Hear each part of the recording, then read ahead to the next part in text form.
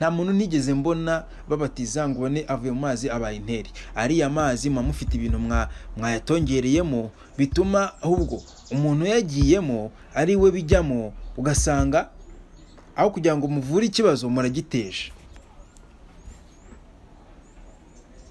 Imana izababaza biriya bintu. Ngewe navuze bano bantu bafite insengero ku giti cyabo.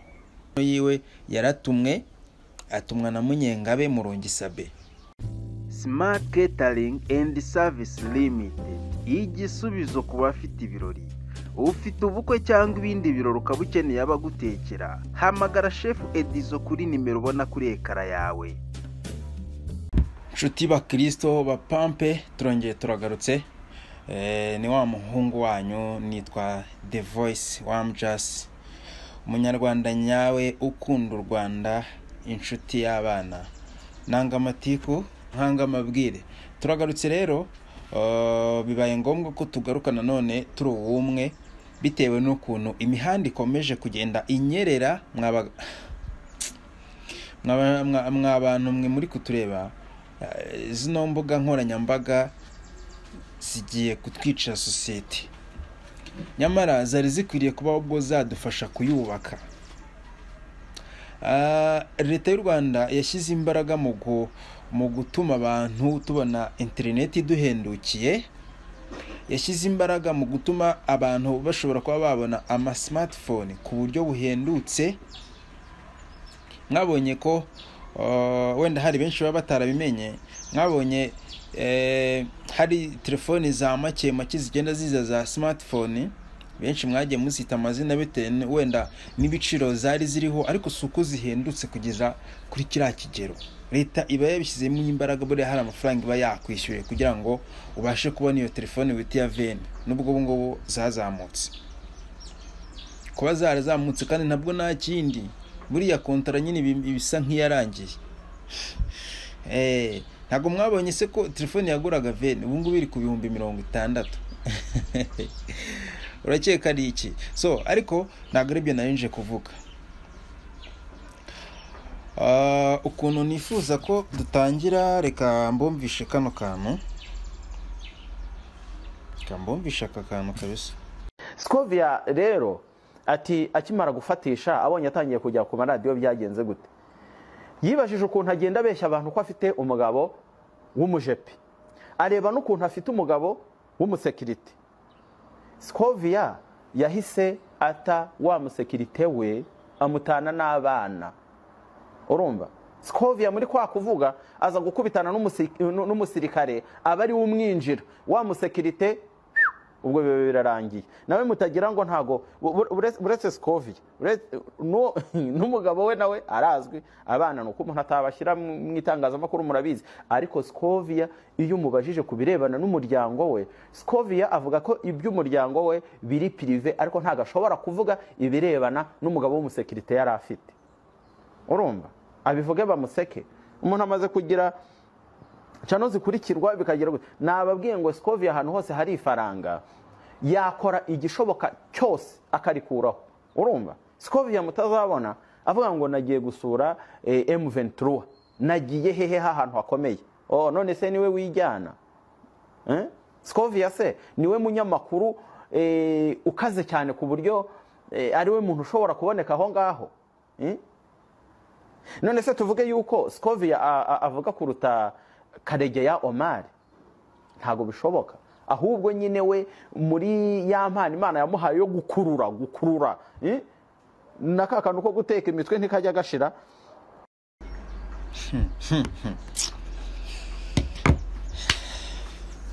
Ngayo nguko. None se kuba umuntu yamenya ahantu hari ifaranga akajya kurikuraho nabyo bigiye kuba ikibazo? Ngo Scovia ngo kuba ngo yaracengeraga ngo akajya muri M23, ariko iki nacyo ni ikibazo. Kibi kibazo koko. Ko umuntu ari gukora cyane ashaka kwiteza imbere, ko umuntu ari gukora cyane wenda afite amakuru runaka ashaka gutangaza kugira ngo rubanda rubimenye, kuko burya umunyamakuru ni ijisho ry'iki rya rubanda. Yagombaga kutubera hariya mwebwe mwari mwabaye ibigwari mwanze kujyayo. Scovia yaritanze ajya muri Kongo ajya Gisenyi amasasa ari kugwayo, aremera yikinga ku nkingi. Ariko nabyo bibaye iki, impamvu abantu baza buririraho. Ariko ndaje mbabwire ikintu cyihishe inyuma y'ibi ngibi mwebwe mubona. Ngo Scovia yari afite umugabo w'umusekirite, ibyo bikurebaho iki? Ngo Scovia ngo nyuma ngo yashatse, ibyo bikurebaho iki? Mureke mbabwire, iyi mihanda, bino twebwe twita imihanda, birimo ibintu by'amashyaka, amashyari, abantu barwanyana, bapfa utuntu tw'uduki n'uduki. Cyane cyane rero mwebwe ntago muba mubizi, wenda hari n'ababa babizi, ariko abantu benshi bigera kuri YouTube bagiye kureba ntibamenye ngo ni iki wenda kiba cyabaye. Ariko nshuti zanjye, YouTube yuzuyeho amashyari, kandi YouTube ni nka bya bindi bavuga ngo ishyamba ni rigari, wahiga n'undi agahiga n'undi agahiga. Ariko iyo umuntu atangiye kubona utangiye kumurusha izina, utangiye kumurusha views, abasubscriber bari kugenda biyongera, amashyari araza, yumva ko ugiye kumutwara isoko. Uyu mutipe uvuze bino bintu yitwa Rickson. Ubu ntago ari mu Rwanda, nibagiwe agahugu yagiyemo, ariko ni ako muri Afurika. Uno mujama witwa Rickson sindi bumwamamarize channel yiwe kuko ari kuvuga amahomvu n'amateshwa. Ntago byubaka, ni ibintu bisenya, niyo mpamvu ntashobora kumwamamariza, uretse ko mvuze izina rye gusa. Aka kajama kahoze gakora ku Isango Star. Muri uko gukora ku Isango Star rero yabayeho n'umukozi w'umuntu witwa Munyengabe Murongi Sabe. Uyu mutipe uri kuvuga bino bintu yatumwe, nta nubwo ari we wateguye ino nkuru, ntago ino topic ari wayiteguye, yarayiteguriwe. Kubera iki?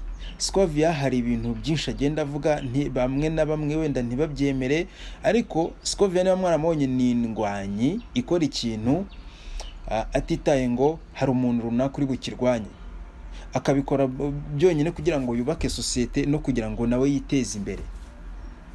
Yaremeye ajya mu masasu iriya za Kongo. Uyu yitwaje aravuga ngo kubera iki ngo yagiyeyo, ngo ngarusha Karegeya Omar. Ese Karegeya Omar mwigeze mumubona muri Kongo? Mumbwiza ukuri, uretse nk'umuntu w'umusesenguzi. Karegeya Omar ni ibindi bintu wenda bihe yaba yarakoze muzi. Arasesengura, ni umunyamakuru mwiza. Ariko se niba atabasha kuba yacengera ngo agende ngo agere kure nk'uko uyu ngo yabikora, hari umuntu ushobora kuba yafite ubwenge runaka, akaba afite uburyo ki azi gusesenguriramo ibintu, ari umunyamakuru mwiza, ariko akaba ari wa muntu utazi gucengera. Niba Scovia wenda ari umunyamakuru mwiza nk'uko Omar ameze, ariko akaba yiyongereho n'ikindi kintu cyo kuba yacengera, akavuga ngo reka ngera hanaha bingore ariko ngeyo, nabyo bigiye kuba urwitwazo.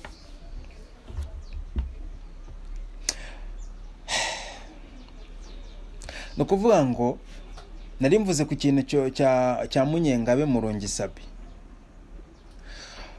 Ababizi, ababa muri no mihanda barabizi amahari yabayeho hagati yabo y'umuntu witwa Munyengabe Murongi Sabe ndetse na Scovia Mutesi. Ntago wenda biba byarasakuje cyane, ariko ababizi barabizi. Urumva hari content Scovia Mutesi adakunda. Scovia ni wa muntu ubona ikintu wenda content yawe irakunzwe, ariko ifite uruhande runaka iri kwangiza. Murabizi hari content ya Kiramani, uno mutipe nawe yayigarutseho ukuntu yahombeje Kiramani, ariko niko yabibonaga. Usibye ko ngera content nabonaga nta kintu itwaye. Nge nabonaga nta kintu itwaye, kubera yuko ntago bavuga ngo yasenyaga rubanda, nta bantu runaka bavugaga ihohotera, kubera ko yari filime bari gukina, ntago byari ibintu bya nyabyo. Ntago cyari ikiganiro wenda uvuge ngo iriya yari nka filime bari gukina, nako n'ubundi yari filime. Kandi umuntu yajyagamo ku bushake bwiwe, ntago bamuhatiraga kuvuga ngo kina inorore. Yabaga ari bukuremo amafaranga. Ni nkuko ujya ubona amafilime y'ama action action movie umuntu ayijyamo hari n'abazipfiramo ariko abayigiyemo abishaka. So iriya yo ntabwo twumvikanyeho, ariko ibindi Scovia turahuza.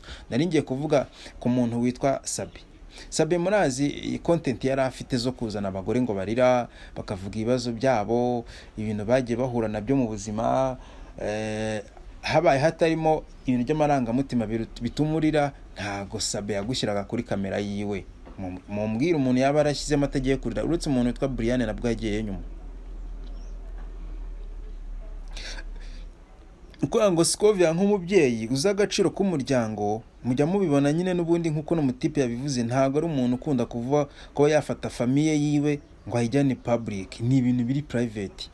Niba hari ikibazo cyabaye mu rugo, nicyo mu rugo, wenda ushaka abandi bantu bari hafi yawe bashobora kuba babagira inama cyangwa babunge. Ariko Sabe we ni umuntu akoraga za content, akazana umugore washwanye n'umugabo, wenda aracyari mu gahinda, umuntu uri mu gahinda umufatiranye avuga ibintu byose, kandi nyuma ashobora kuba yazicuza. Sabe akabaha umwanya bakagenda bakavuga uburyo ki yashwanaga n'umugabo we, uburyo cy'umugabo yamuhohoteraga, kandi mu by'ukuri ntago kwa Sabe ari kuri RIB yabaga agiye kurega, nibura ngo babe bahana umuntu wakoresheje, cyangwa se niba ari ibintu bigifite igaruriro ku buryo wenda ushobora kuba uwo muntu uwo mugore n'umugabo bari kubunga bigakunda, ariko Sabe akamuha platform akavuga ibibazo byiwe. Urumva niba uri umugabo nawe bagushyize hanze, uwo muryango ntago wakongera kubaho. So icyabaye niki, Scovia nk'umubyeyi arabireba ati simbyemera, arabivuga rero nk'umuntu wa mugani unumvwa cyane, leta nayo ibizamo. Ndumva ari Mije Prof nayo yaje, niba mbizi nabi simbizi. Wa muryango nyine ni ikigo gishinzwe ibintu by'imibereho y'imiryango, ni gifite ukuntu gikora n'imiryango. So nayo yabijemo, Sabe baramuhagurukira, nubwo byahuriranye no kuvunika kwe. Ntago nsitse kuko nishimye, ariko ntago benshi bayimenye impamvu yahagaritse iriya topic. Wabonye ko ntago agiha umwanya abagore ngo barire, wapi, yazanye ibindi bintu byo kujya kuri kamera akavuga. Nabonye yarongeye kujya atumira abantu, ariko ntabwo agitumira ba bagore barira. Ashobora kuba yaza akarira, ariko atagiye kuvuga ku bintu by'imiryango. Rero urumva intandaro yo guhagayikira Sabe iyo content yiwe byavuye kuri Mutesi Scovia. Icyabaye niki, uno mujamo na atangiye kuba yamwataka, aho atangiye kuzanza mu kirura. Urabona ko Sabe atangiye kuzanza aza mu biganiro, atangiye gukora buryo ki nawe yakibasira Scovia ngo amushyire hasi, wenda abantu bamugirira icyo cyizere nacyo kirangire. Ntabwo ari ibintu mpagazeho, ariko aya ni amakuru mfite, kandi ntago si inkuru y'impimbano. Uriya mujama witwa Rickson uri kuvuga bino bintu n'ibinkundira, ndaza gushyira aka video kiwe, gusa sindi bushyiraho channel yiwe. Yaratumwe, atumwa na Munyengabe Murongi Sabe ni wa muntu udashobora niba mwageranye ikibazo, we ntago ashobora kujya hanze ngo avuge ngo ngiye kanaka n'ibiki n'ibiki. Araceceka, ariko afite izindi mbuga akoreraho Sabe zitari mu mazina yiwe. Murabizi, abantu benshi barabizi, kuri Twitter cyangwa se iyi ngiyi isigaye yitwa X, afite account yitwa Agapipi. Dega ntago wahisha ukuri ngo guhisha imyaka ingahe. Agapipi ni ya Sabe.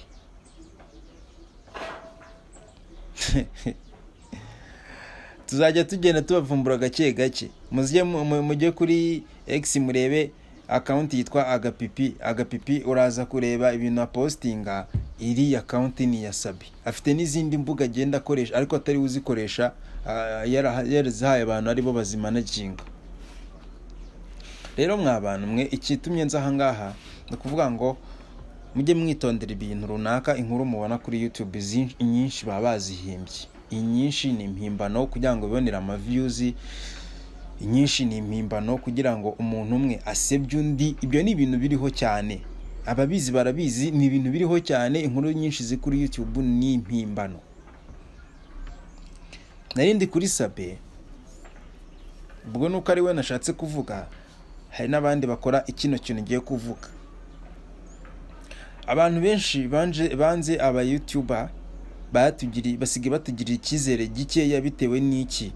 Hari nk'ukuntu umuntu azana undi kuri kamera gutya, babona ari umuntu ukeneye ubufasha, hakagira nk'umuntu witanga akavuga ati uyu muntu mumumpere bino bintu bimugereho abashe kuba yagera aho yivana n'aho ajya. Ariko uyu ni umwe mu bantu barezwe kino kintu, ntabwo babajyanye muri leta, ariko bashinjijwe kino kintu yuko bamucisha amafaranga ngo agere kuri ba nyirabo ariko ntabagereho. Reka ne kuvuga amazina, hari n'abantu b'abasitari bagiye bakirwa ubufasha ngo kanaka yivuze bitewe wenda n'ukuntu sosiyete imuzi cyangwa uruhare yagiye agira, ayo mafaranga akaribwa. Ni byinshi cyane, reka ne kujya mu madetaye. Hari ikindi kintu ngewe nifuzaga ko wenda twaganiraho, ni ibintu byerekeranye na Grassroom Ministry. Hari inkuru namaze kubona, ndumva ari Jihad wayibreakinze, uburyo ki Grace Ministry yagambaniwe kandi kagambanirwa n'undi muntu bafite. Reka muvuge kuko n'undi sinjye wayitangaje, kandi na mbere yuko Jihad nawe bivugaho byarahwihwisijwe. Bivugwa ko Mignoni ari we muntu ushobora kuba yaragambaniye Grace Room, ariko nanone sindi bubyemere kubera ko RGB ifite ibintu igenderaho. Ntago yagambanira umuntu runaka ngo RGB mufungire itabanje gukora ubusesenguzi. Ibyo bamushinjije murabizi, iriya ministeria hari ibintu runaka yari yandikishije ivuga ko igiye gukora, ariko ntago ari byo yakoze. Yarabikoraga ku ruhande rumwe, ugasanga uruhande runini nka 60% iyo yibereye mu bintu byo gusenga, kandi ntago ari bwo burenganzira yahawe. Nicyo kintu yashinjijwe kandi bituma bayifungira. Ikindi cya kabiri bura kitarajya hanze no kuntu ngo bayikoreye audit y'amafaranga yagiye ihabwa kugira ngo ikore bira bikorwa, ariko ugasanga baza gusanga muri audit ntago biri guhura neza. Icyo kintu nacyo igiye kugikurikiranwaho buriya ngo bigende no mu mategeko. Nshuti zanjye nk'abantu ngewe navuga ngo nkunda cyane, kuko umuntu nkurikira wese n'umuntu wanjye ngomba kumwubaha, kandi nkaharanira yuko ubuzima bwiwe buba buri safe. Nkaharanira yuko umutungo wawe waba uri safe, ukajya ahantu hakwiriye. Iki kintu ngiye kubabwira mu cyumbe, kandi mu cyumbe neza. Aya madini mwirukira ngo barakiza, reka mvuge ngo ano madini y'abantu ku giti cyabo nibo baza bafite ikintu bashaka kugeraho ku nyungu zabo runaka, bakabeshya abantu ngo barabavura, ngo abantu ngo barabakiza ngo inyatsi, ngo barabakiza ngo indwara. Aba bantu barimo barakubeshya. Niba wenda tuvuge n'urugero warasengeraga muri Grassroom Ministries, aha niho turi kuvuga kubera ko niho hagiye hanze, cyangwa niba usengera kwa kanaka, hari abantu bafite ibizina binini, reka nirinde kubivuga batanyataka. Nagira ngo nkubwire ngo fata umwanya wawe uhagije, ugende usengere kino kintu. Ufate nk'icyumweru, ufate icyumba cy'amasengesho usenge. Saba Imana kukwereka ukuri, kubera yuko abantu benshi bari kuguskaminga bakubeshya ngo barasenga, ngo hari kubera ibitangaza, ariko ibyo bitangaza bifite ibintu byinshi cyane bibiri inyuma. Ntago ari ibitangaza biturutse ku Mana. Abenshi bari kwihisha mu mutaka w'ikibi kibarimo na se kibi bari gukorera. Nawe mbabarira umbwira ukuntu utigeze ukandagira mu ishuri, ntuzi kwandika n'inyuguti ya A, nta nyajwi nta ngombajwi nimwe uzi, ariko ngo umuntu agiye kugusengera gakorera ibitangaza, wowe utarageze mu ishuri urahita umenya gusoma no kwandika. ubwo n'ibyongereza rega wabivuga ariko sha abantu turabeshywa ubwo wavuga indimi uretse za ndimi zabo nazo bajya bavuga ntajya amenya izo arizo ariko baranatubeshya nabwo ni ibintu bahimba buriya myuka ntayo iriya myuka ntayo ni ibintu mwivugishwa n'abantu bajya mu myuka abantu mujya muri iriya myuka nabwo muba mufite indi myuka migemo ntabwo ari iy'Imana ruriya rurimi ni uruhe mumbwire muzi bibiliya murasoma mbwira ahantu handitse yuko ziriya ndimi zibaho jya muri komenti ubivuge ziriya ndimi ni izihe zavuzwe nande ko dufite abantu tugenda tureberaho haba abamarayika bande na bande ruriya runimi Yesu atigeze avuga ari mu isi abamwemera mwe muruvuga nkande kari we cyitegererezo cyacu icyo cyari kimwe ngaho mbwira buryo ki uzafata umuntu ukamubeshya ngo nkukije sida iyo sida irakize cyangwa se hari ibindi bintu byinjiye mu mubiri bigiye kujijisha ko iyo sida itazajya igaragara mu byuma by'abazungu ariko mu by'ukuri irahari izakwica utabizi uzi ngo sida yawe yarakize izi nsengero muzitondere izi ngizi ziri kubafasha mu kurimbuka mutabizi hari video twarayibonye uburyo ki iriya Grace Room Ministry yasengeraga abantu subuka ari bukinikera cyangwa nze kugashyira kuri video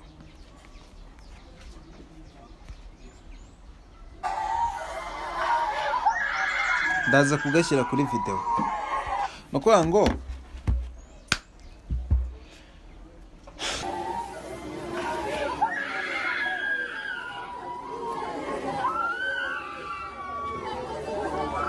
abantu bava mu mazi nk'abavuye ikuzimu 100%.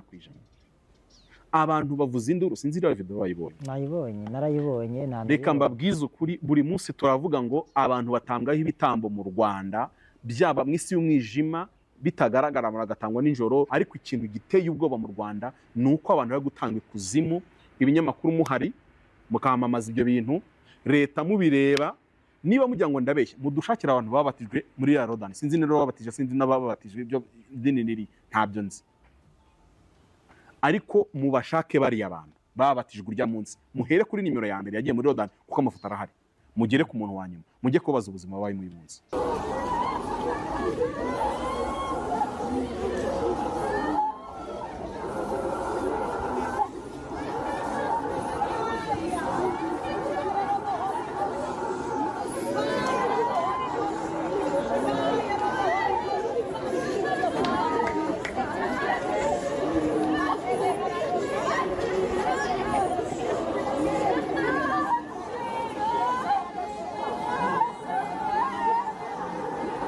aba bantu barapfuye mu bugingo roho zageze kuzimu nyamara murimo murishima ngo pastor ngo abatije ngo abantu ngo 500 mu gihe insengero zifunze mwavuze ngo abashumba b'ibigoryi mwatunaniye murimo muratuma intama zirimo zibagwa ku karubanda ringana gutya ni hehe muri Bibiliya mu mateka y'itora abantu biza amateka y'itorero abantu mukuze mu Rwanda mwabaye mu nsengero na za kiliziya nihe mwabonye umuntu wuzura umwuka wera agahebeba akavuza induru akamera gutya akigaragura nk'umupfuye abantu barataka nk'abari gushya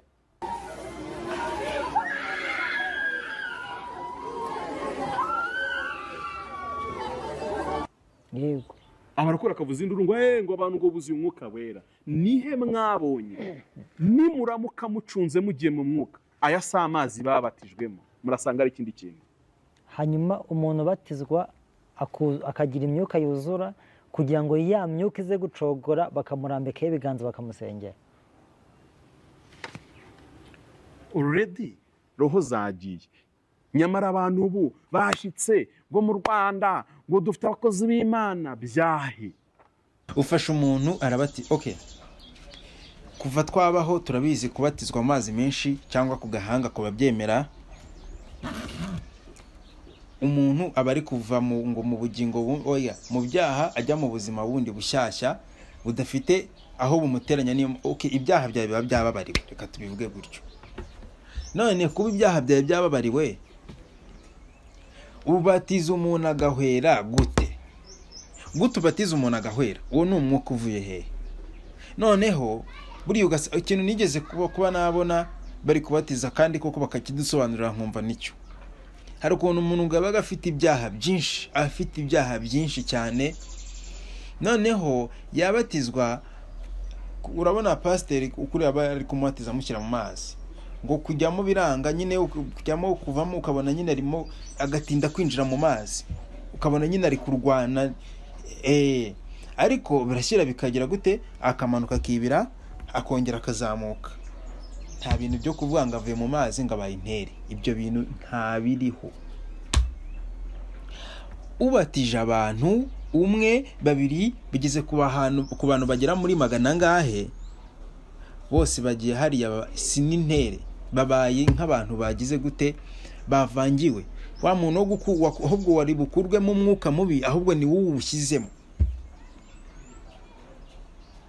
Nta muntu nigeze mbona babatiza ngo ubone avuye mu mazi abaye intere. Ariya mazi mufite ibintu mwayatongereyemo bituma ahubwo umuntu yagiyemo ari we bijyamo, ugasanga aho kugira ngo muvure ikibazo muragiteje. Imana izababaza biriya bintu. Ngewe navuze bano bantu bafite insengero ku giti cyabo, murabazi, nta rukundo babafitiye kuva na kera. Twahoze tubyumva ngo kanaka ngafite ngo yagiye ngo muri Nigeria ngo kuzana imbaraga ngo zituma ngabwiriza ngo abantu bakabikunda, ariko muri uko kubikunda nta kindi ni ukugira ngo ubahume amaso, ubahume umutima, ubahume intekerezo, ahubwo bajye bazana bike bafite babiguhereze. Ikindi cya kabiri, izo mbaraga zifite aho zihurira na Sekibi naba yaragusabye ibitambo. Niyo mpamvu muri bano bantu hari abantu bagenda bapfa, wenda ntibibe byavugwa yuko yasize kino kintu, ariko muri make mwarabatambyemo ibitambo. Hari ibintu bibiri mukwiriye kumenya. Izi nsengero tubona zirimo ibice bitatu. Hari urusengero rwigisha ijambo ry'Imana nyakuri rivuye hejuru mu ijuru, n'abarivuga bari inspired by God, nyine bari inspired ku bintu bivuye mu ijuru rya nyaryo. Hakaza izindi nsengero z'abantu ku giti cyabo bigisha bagamije inyungu. Urumva, ntibakorera Satani, ntibakorera n'Imana, ariko kugira ngo bakurure abantu, bo bashinze business, ni nka business. Uwo muntu nge ntago namunenga buriya, nubwo rimwe na rimwe asahura abantu ababeshya ngo ijambo ry'Imana, ariko usanga nibura wa muntu ashobora kwihiringa akavuga ati reka nkora ibishoboka byose urusengero rwanjye rutera imbere, rujye runyinjiriza. Nubwo bitajya hanze wenda ngo uvuge ngo urusengero rwa kanaka ngo arushinze kuri business, ariko ni abari business benshi barahari. Hakaba n'urundi rusengero rwabayeho kubera Satani. Hari ubuhamya nigeze gukurikira bw'umuntu ngo wavuye kuzimu, niba nawe ababeshya simbizi, ariko uwo muntu yavugaga ko ngo kuri ubu ngubu ngo hari abantu bajya kuzimu aho kugira ngo baguhereze amafaranga bakakwereka ahantu uzayakura. Hari n'abajyayo rero bakabaha ikingo, bakabaha Bibiliya izi ngizi dusoma, bakaguha Bibiliya bakakubwira ngo genda ushinge itorero tuzagufasha, hanyuma rijye riguhereza amafaranga. Muri uko kugufasha harimo no kuyobya abantu, abakristo baje bakugana. Imana izabibabaza ariko mbibabwire.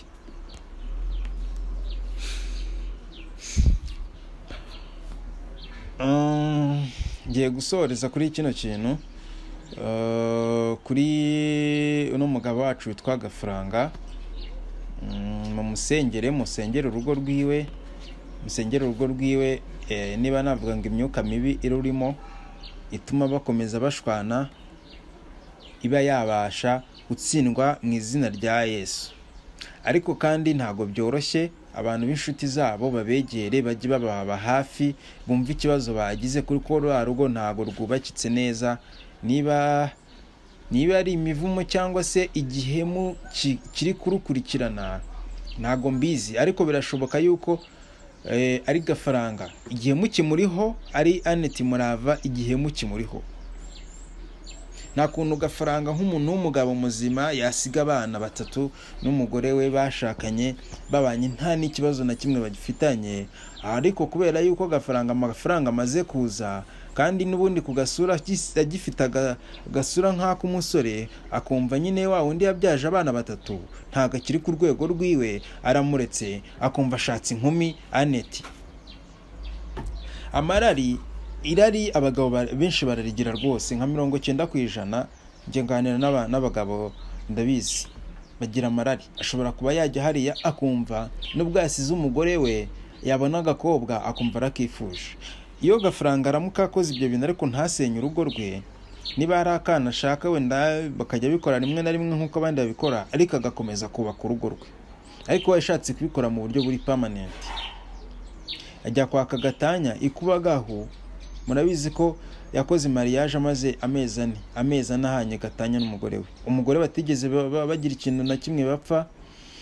Amakuru mfite n'ukuntu ahubwo Gafaranga kuri hari ukuntu agira reaction zihuse n'uburakari nyine n'imijinya, ariko umugore we ngo yaramwihoreraga, ari umuntu witurije. Urumva we yari afite mu mutwe we gushaka kubaka, ariko Gafaranga avuga ati nta kindi naguhemba, ngiye kukureka.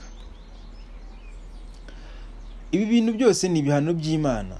Imana iyo ukosheje ukoze ibintu nka biriya, ntugire ngo ntago ibiri kukureba. Ibiri kukureba kandi cyane.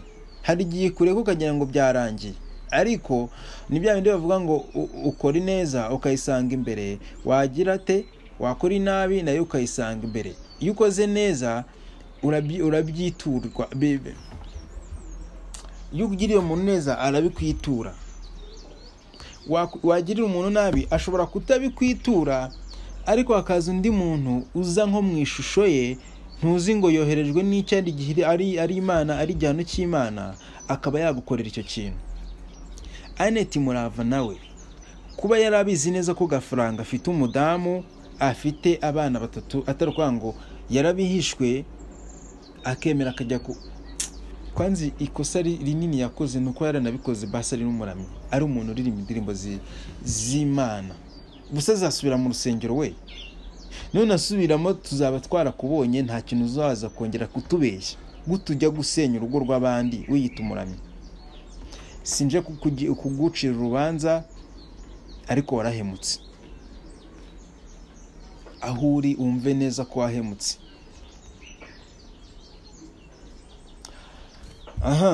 Nagira ngo mbabwire yuko ndabakunda cyane, ariko mwirinde, mujye mushyiramo n'ubwenge. Ibintu bivugwa kuri no mihanda suko biba ari ukuri. Abenshi bazana zino nkuru kugira ngo basebanye, abenshi bahimba inkuru kugira ngo bibonere views. Ibyo ni ibintu bizwi. Inshuti zanjye ndabakunda cyane, reka Imana ikomeze ibane namwe, ikomeze irinde ubugingo bwanyu. Mushaka amafaranga mukore, mwiteze imbere, nicyo kintu nabifuriza abanywanyi banjye. Nitwa The Voice Wamjas. Ciao na ubutaha.